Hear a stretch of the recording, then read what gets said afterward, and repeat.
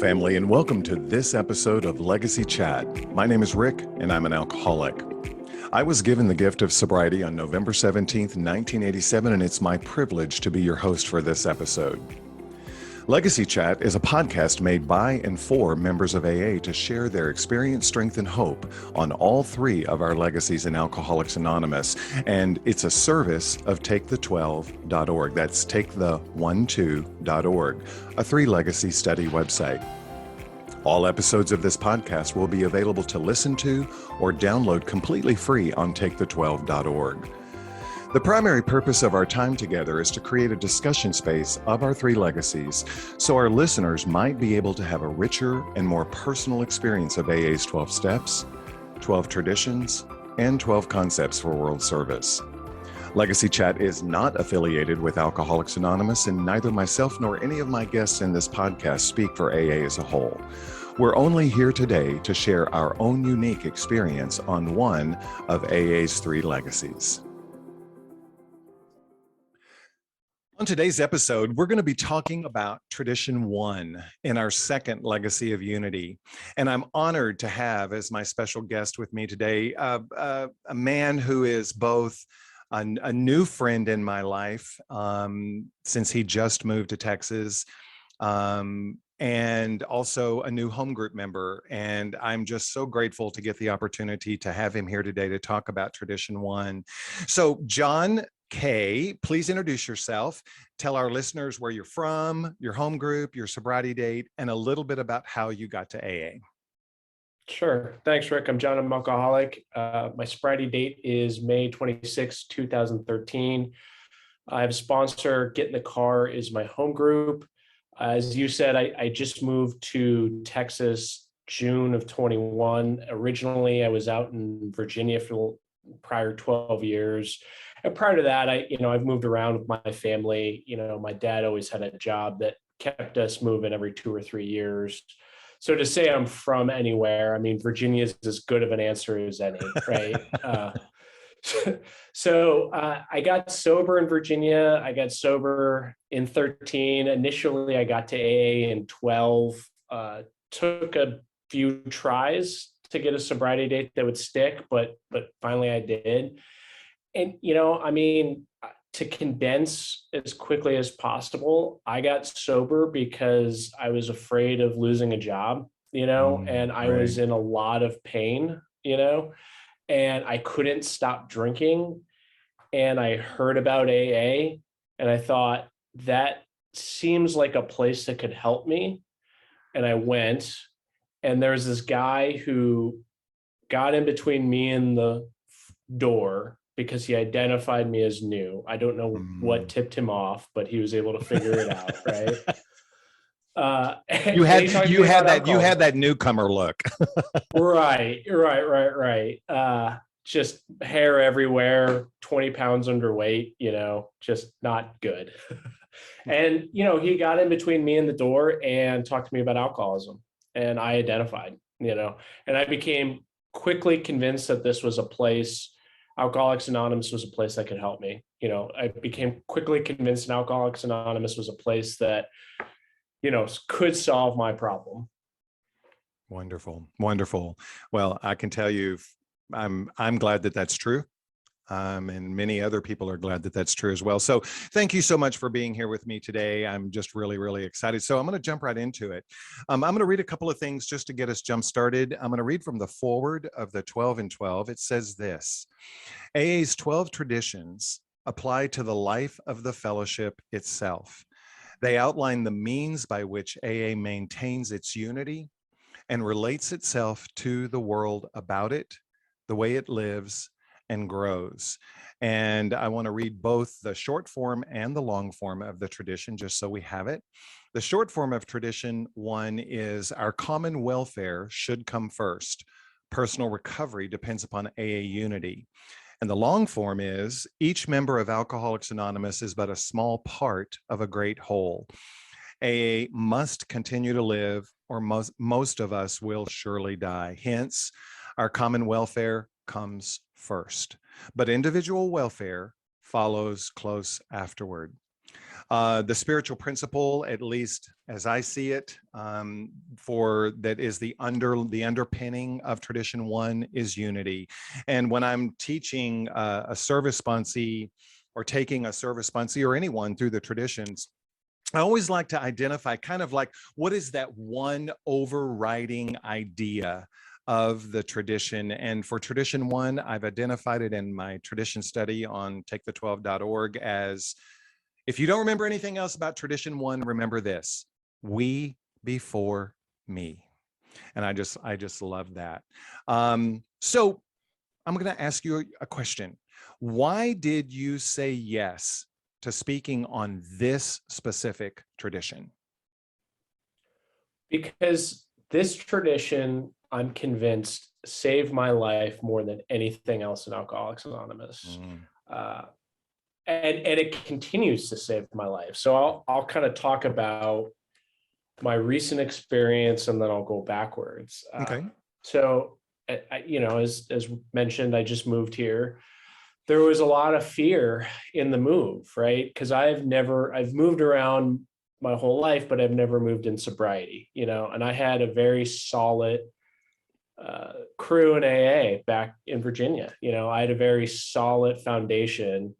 I had a sponsor, I had sponsees, I had friends that, my whole life outside of work was built around Alcoholics Anonymous, right? Mm-hmm. And I didn't do anything social I didn't do anything that wasn't Alcoholics Anonymous. You know what I mean? Right. So the thought of coming to a place that I knew next to nothing about the AA here. It scared me, and put into, the context of what happened. The move was spread out over a while. It took a while for us to figure out where we were going to go. There's just a lot of uncertainty in my life, right?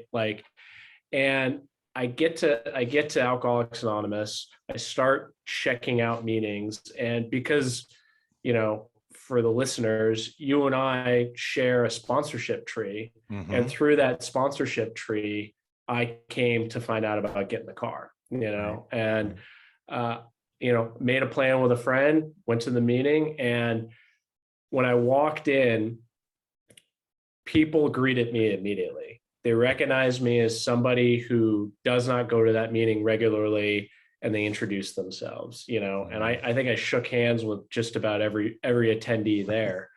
And to me, that is, I won't say unique, but that it's not as common as I would hope it to be. Right. And that, I think, set of actions, people coming to introduce themselves, I think is born from the principle of unity. We are together, and we're out looking for those we don't recognize so we can help, And, by the time I got there, I had years sober, right? But nobody knew that, you know what I mean? And so that was immediately attractive to me, and you can see that unity come together in those actions. Does that make sense? Oh, absolutely. Absolutely. It makes sense. And it is one of the things that I am, one of the many things I'm most grateful about our home group is that there is a sense of family there, right? There is a sense of belonging there, because I don't know about you, but prior to coming to the rooms of Alcoholics Anonymous, I didn't belong anywhere. I may have played like I did or made you think I did, but deep down inside, I was very separate from pretty much everything. So getting to AA and finding a place to be able to plug in that way was huge, just huge. Yeah, we're a group of misfit toys. We are totally that, for sure. Yeah. All right, so next question. I am going to kind of just talk broadly about the traditions. I know we're talking about tradition one, but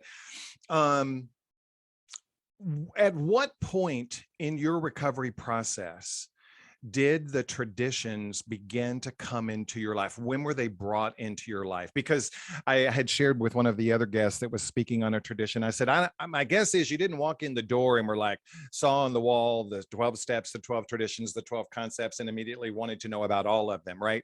At what point were the traditions brought into your life? I shared a 12 steps and 12 traditions meeting back in Virginia. I have to say about 3 years ago or so. So, I mean, not like pretty deep into my recovery, if you will, but I shared it. It was one of those deals where, nobody else raised their hand. So I did, and, and the format was we read 12 steps, 12 traditions, alternating between a step and a tradition, and so that kind of, and at the same time, this was concurrent to me being GSR of my old home group. Okay. So I was also doing area level service for the first time ever.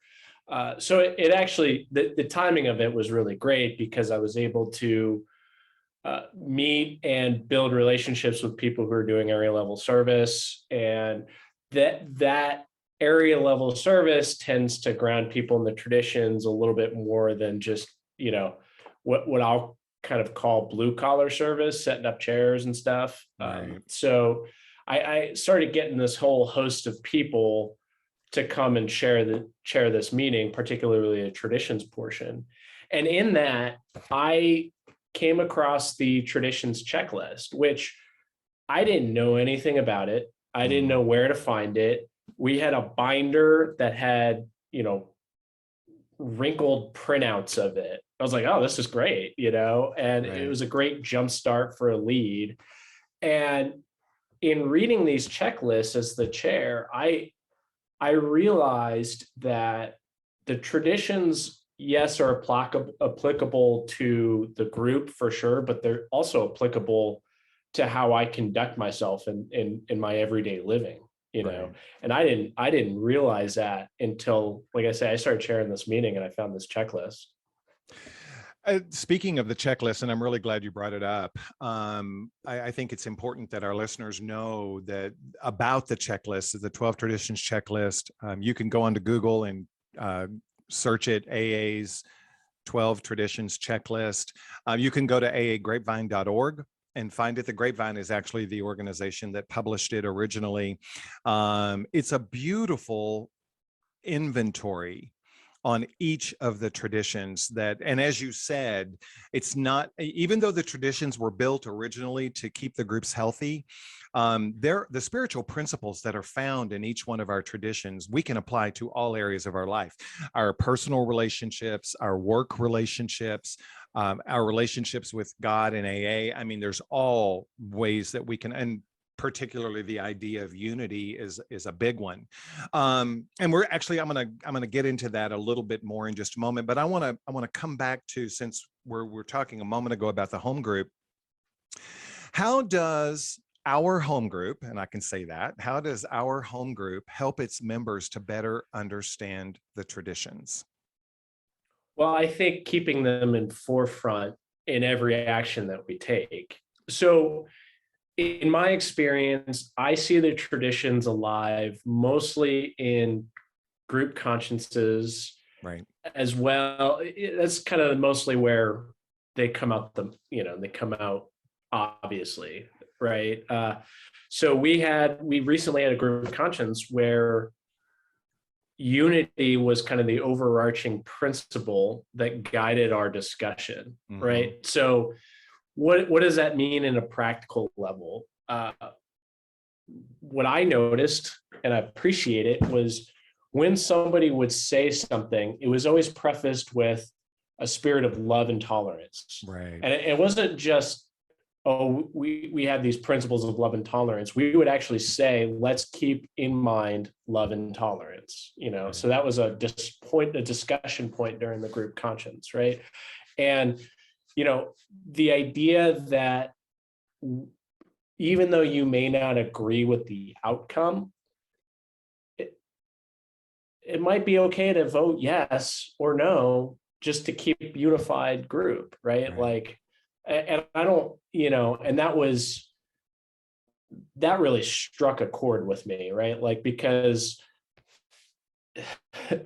sometimes I like being right to the expense of the group, right? And whatever group that may be in, right? Like Alcoholics Anonymous, or, a meeting at work or whatever. Right. And, I mean, that's not a license to go along and do something wrong that's in principle wrong, right? But if it's not in principle wrong, sometimes it's okay to go along to get along. Absolutely. And I think that this idea of an underlying tone of love and tolerance certainly supports the overarching principle of unity, right? And how can I show up today as a man of dignity, a man of integrity, and not be a jerk, right? How Yeah. can I, certainly in tradition too, with the group conscience having ultimate authority, I have to trust that, I have to trust the group conscience. And one of the ways that I can trust the group conscience is by allowing unity to be to guide my efforts, to guide my actions, to Mhm. guide my words, right? Because you're right that the specific instance that you're referring to, it was kind of a difficult conversation for the group to have. Mhm. This pandemic has certainly, I remember before you joined the group, I remember us having the initial conversation and group conscience discussion about how we were going to open back up after being virtual for so long. And when we had that conversation, and our landlord had given us a set of guidelines that we had to follow if we were going to open back up in person. And some of the things were things that were very out of the norm for AA groups. And so when we read the list of conditions that the landlord had given to us, I was honestly, John, I was terrified, not terrified, but Mhm. I was concerned walking into that particular group conscience that it was going to mess with the unity of the group. Yeah. And what I saw was a group of drunks who came to that moment prepared. They had studied the traditions, they had looked at the concepts, they had done their own inventory, they had talked to their sponsors, they had spent time in prayer and meditation, preparing themselves to have that very difficult conversation, if for no other reason that they believed, as we believe, that unity is the ultimate thing Right. that we need to keep in Right. to keep in force. And one thing that I appreciate as well. So I talked a little bit about the most obvious ways that the traditions manifest in our home group, but what about the less obvious ways? So Right. I think last night was a great example. So we had this group conscience, we took a vote, took an action, and last night was, an opportunity for us to adhere to that action. And there was, from what I can see, there was total adherence. Yeah. Nobody had a bad attitude. Yeah. Nobody was rolling their eyes. Everybody was submitting themselves to the group conscience, right? And that is unity. That's this tradition in action. I was going to say That's the our exact common same thing. welfare first. Yeah. Yeah. Principles in action. And that's exactly correct. And that's what just another reason that I am so grateful for our home group. Another way that we, help our home group helps members better understand the traditions just kind of tactically is once a month we have, since we're a closed big book study, and just added an additional meeting to our group weekly of a closed big book and 12 discussion. We don't have in our meetings specific ways to talk about the tradition. So we added from the very beginning of the group 3 years ago a once a month virtual tradition study. We were doing virtual meetings long before COVID. Mhm. And we do our once a month tradition study. And then in our group conscience, when the group was formed, we also added a once a year annual all day traditions workshop and a once a year all day annual concepts workshop, so that we wanted to give at least an opportunity for our members to study, to learn more about it, and to come together as a family and learn more about the traditions and the concepts. So that's another way that we help our members better understand. and I'm grateful for that. I haven't had the opportunity to go to the workshop yet. I was still working Saturdays when y'all had it last, but hopefully I'll be able to go this year. But I have been going to the Sunday traditions study, and I've gone to a traditions meeting for several years in my sobriety, and it's always been out of the 12 and 12, which is great. I love the 12 and 12, but frankly, I've really appreciated the introduction of the illustrated pamphlet, which Mhm. I have always known existed but never had the opportunity to read. It's never been emphasized prior. So it's been a great kind of addition to my understanding of the traditions. Absolutely. And as I understand it, we're in the process, AA is or the conference, the General Service Conference is in the process right now of finishing up a revision actually to the Traditions Illustrated. So we're going to hopefully soon get to see a new version of that. Plus, at our tradition study, which I also think is very useful, we oftentimes will read. Bill W. wrote some beautiful essays, small essays on the traditions in the book Language of the Heart. And so we oftentimes will read from that as well. There's so many areas in which we can go pull information from that can help us all learn. So yeah, I'm glad you brought that up. So I'm going to ask the question, and we kind of alluded to it a moment ago. The spiritual principles that underlie our 36 our 12 steps, our 12 traditions, and our 12 concepts, many, if not all of them, can be practically applied in all areas of our life, in our personal relationships, at work, and with God and AA. Regarding the principle of unity, how are I think you've given a couple of examples of how you do it in your personal life, but if you've got some others, I would love to hear them. But talk to us about how you practically apply them in your work life, at your job. And Oh, yeah, go ahead. well, I would love to say that I practice this as perfectly or as consistently as I do in AA. I don't. I can't. Right, right. So let me back up. The one action I take that I wish I didn't take as often as I do is gossip. Right, I'm a little bit of a gossip. right. And I'm much better about gossip in AA, or not participating in gossip in AA than I am at work. And I don't necessarily know why that's the case. Well, actually, I do. Because I think it's more. I have the perception that it's more important because of what we're trying to do here in AA Right. than you know than than the business world, so to speak.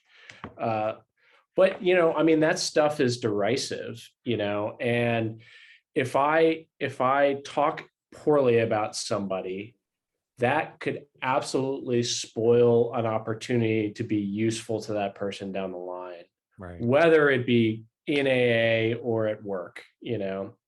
And I'll tell you a little bit of my inventory today, right? So I've got this job that has me working closely with this counterpart in California, and I'm not a big fan of him. I tend to think he's arrogant. My sponsor thinks that that's because I'm arrogant, but what does he know? uh, but I have trouble with him, and I don't. He doesn't work as in the way that I would like him to. He doesn't respond in the way that I would like him to, and all this kind of stuff. And Right. my first gut instinct is to talk ill of him to my coworkers, right? Like that's John on default setting, and I have to work really hard not to do that. And I have to pray when those thoughts come into mind, like, don't do that, like, because I mean, two reasons, right? Like, the first reason is practical. Like, don't ever think that, your gossip is private between the two of you, right? Like, if you say something bad about somebody else, that's going to get to that person at some point, Right. you know? And then the second reason is I don't like how I feel.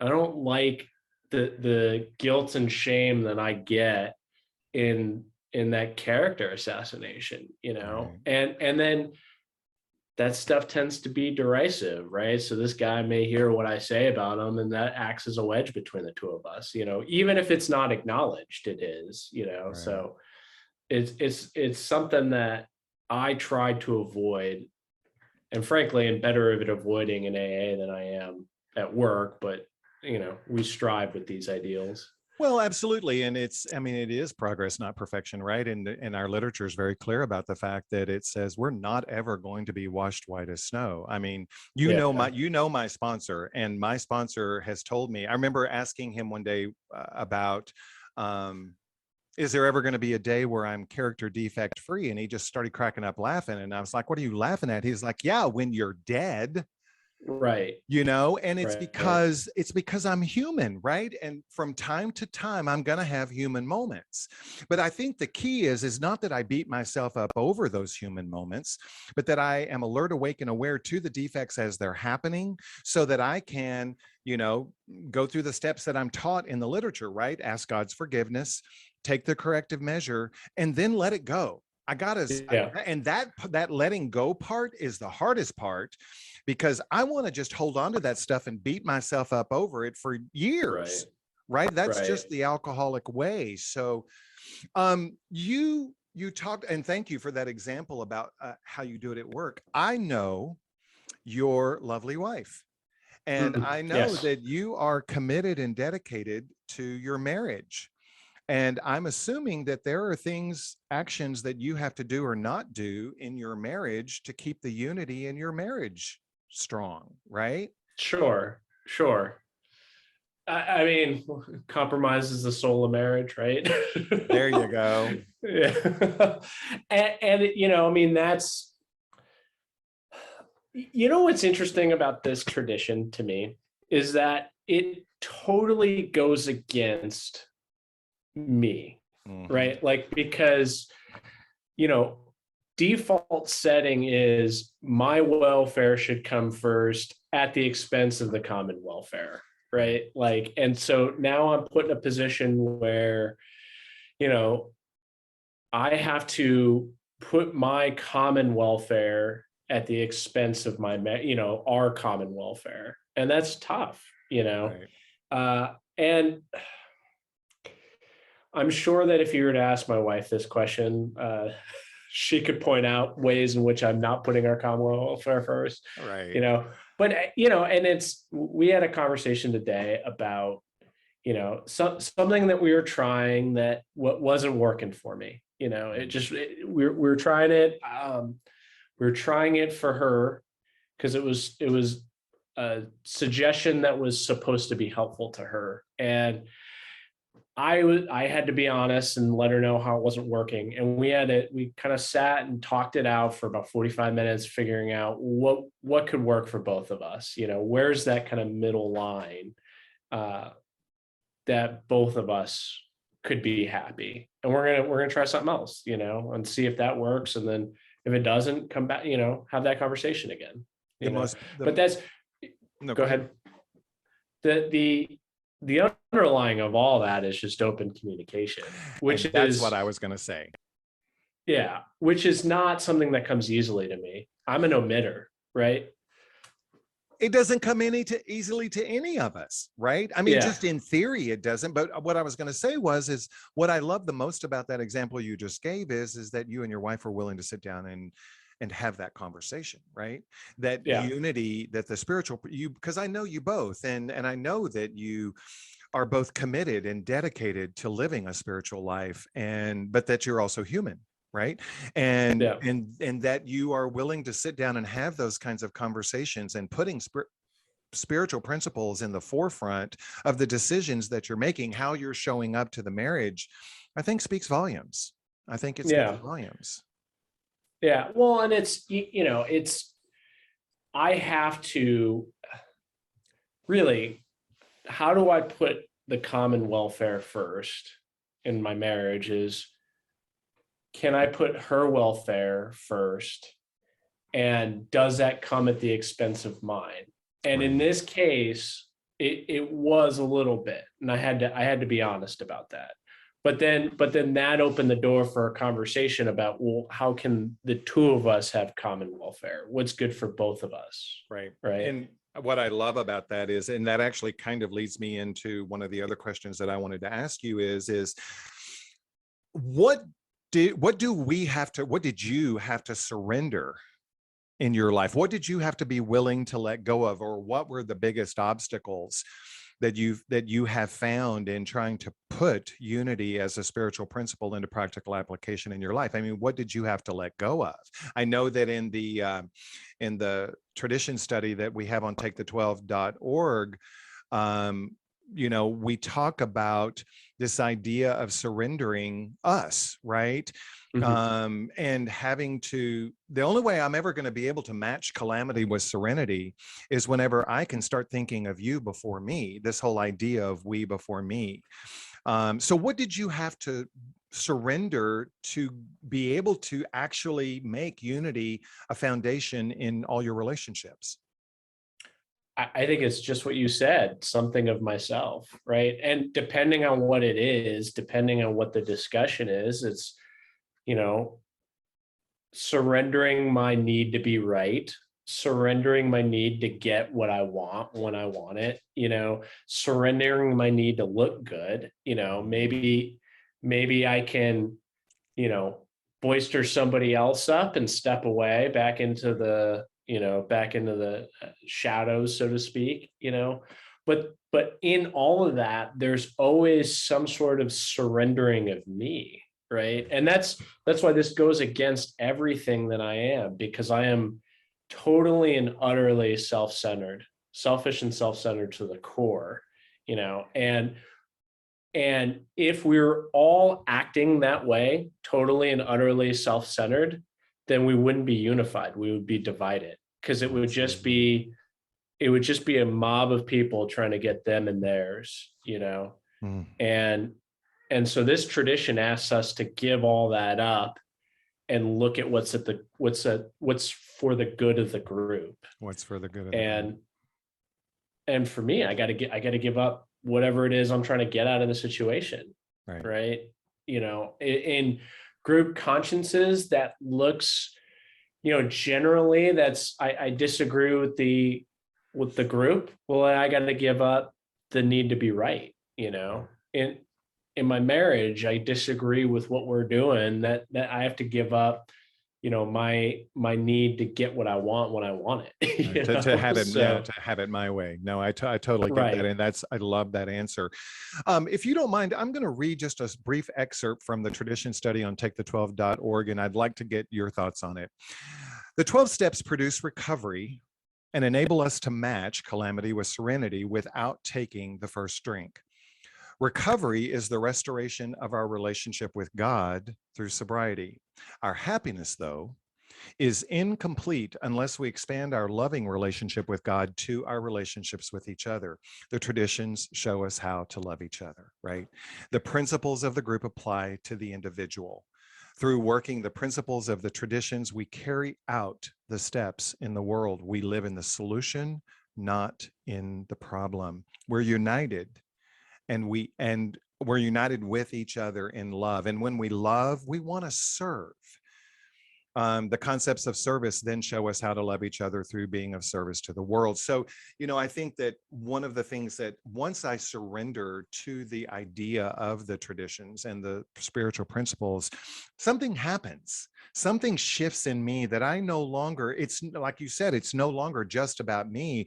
I now want to serve.